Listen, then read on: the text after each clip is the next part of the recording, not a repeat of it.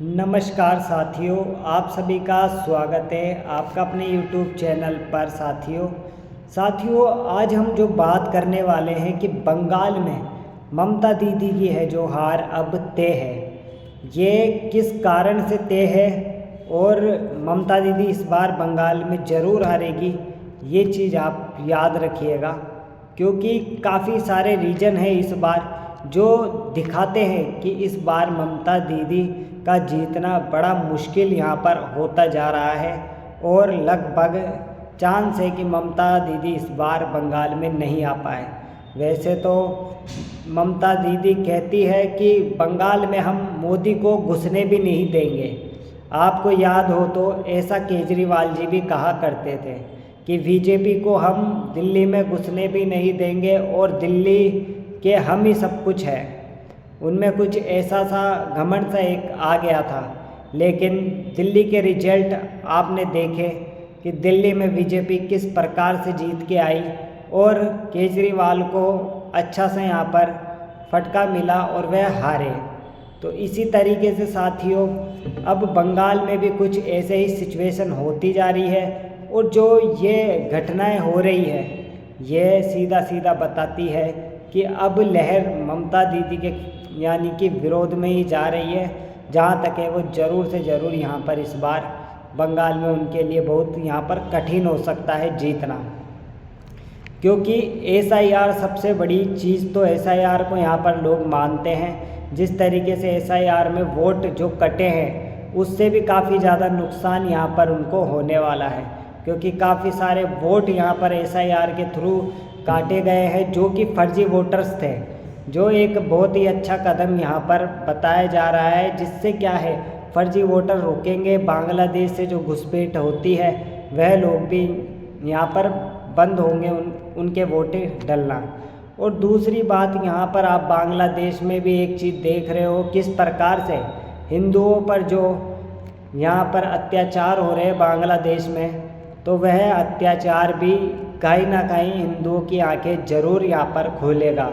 लेकिन उसके बाद भी वहाँ वो वोटर्स और किस साइड जाते हैं तो ये बहुत बड़ी बात होगी, क्योंकि अब बंगाल को बांग्लादेश बनने से सिर्फ वही वोटर्स ही रोक सकते हैं, क्योंकि इतनी अच्छी अपॉर्चुनिटी है। एक तो ये जो फर्जी वोटर हैं उनके नाम अभी जो ये इलेक्शन कमिश्नर काट रहे हैं, कमीशन जो काट रहे हैं, ये अच्छी बात है। दूसरा यहाँ पर जैसे ही फर्जी वोटर कट रहे हैं तो ऐसे में आपको वोट देने के यहाँ पे जो बंगाल की मेन जनता है जो सुख शांति से रहना चाहती है, जो कभी दंगे वगैरह नहीं करना चाहती है, अब उनके हाथ में यहाँ पर है। तो ऐसे में जहाँ तक चांसेस बनते हैं और ये चांसेस बनते हैं कि इस बार बीजेपी यहाँ पर वापसी करेगी, क्योंकि काफ़ी टाइम से अभी आप देख रहे हो तो बीजेपी की लहर एक तरीके से चलती आ रही है। जिस तरीके से चुनाव हुए एक तरफा हर जगह चुनाव यहाँ पर बीजेपी जीत रही है और इस टाइम रणनीति भी मजबूत लग रही है। इस बार आप एक चीज़ और देख रहे होंगे वह है यानी कि एक पहले बहुत ज़्यादा हवा फैलाई गई थी, एक ऐसा लग रहा था कि बीजेपी यहाँ पर जीतेगी, लेकिन अब जो बीजेपी वहाँ पर काम कर रही है वह ग्राउंड लेवल पे काम कर रही है। RSS भी अपनी तरफ से जो काम करने चाहिए वह भी वहाँ पे ग्राउंड लेवल पे काम अब हो रहे हैं और ग्राउंड रिपोर्ट उनके पास जाती है, तब जाके यहाँ पर ज़्यादा से ज़्यादा चांसेस यहाँ पर जीतने के होते हैं। अब ऐसे में कठिनाई तो खैर दोनों के है और टक्कर भी यहाँ पर अच्छी खासी होगी। काफ़ी ज़्यादा लोग इस चीज़ में अब इंटरेस्ट भी रखते हैं कि अब क्या होने वाला है बंगाल में, कौन यहाँ पे बंगाल पे अब राज करेगा। तो देखना तो ये तय है कि साथियों की कि क्या होने वाला है, लेकिन ये तो हमें 2026 में ही पता चलेगा। लेकिन जहाँ तक है अब चांसेस है बीजेपी अब बंगाल में भी अपना झंडा गाड़ सकती है। जो ममता दीदी कहती थी कि हम इन्हें बंगाल में नहीं घुसने देंगे, तो ऐसा दिखता हुआ अभी तो यहाँ पर नज़र नहीं आता है।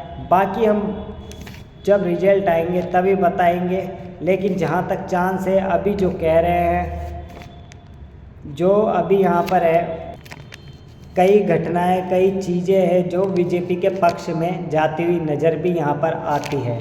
इसी कारण ममता दीदी एक तरीके से डरी हुई है। आपने देखा होगा हुमायूं यानी उनको भी यहाँ से पार्टी से निलंबित कर दिया गया, जो कि बाबरी मस्जिद के लिए नींव रखना चाहते थे और उन्होंने चंदा भी इकट्ठा किया था। उसके बावजूद भी उनको यहाँ पर निलंबित किया गया है। तो ये कदम भी एक बड़ा कदम है। तो ऐसे में ये कहीं ना कहीं दिखाता है कि ममता दीदी को अब एक डर है कि हम सत्ता से ना निकल जाए। साथियों ये वीडियो कैसा लगा? अगर अच्छा लगा हो तो चैनल को सब्सक्राइब करके बेल आइकन जरूर दबाइएगा। धन्यवाद साथियों।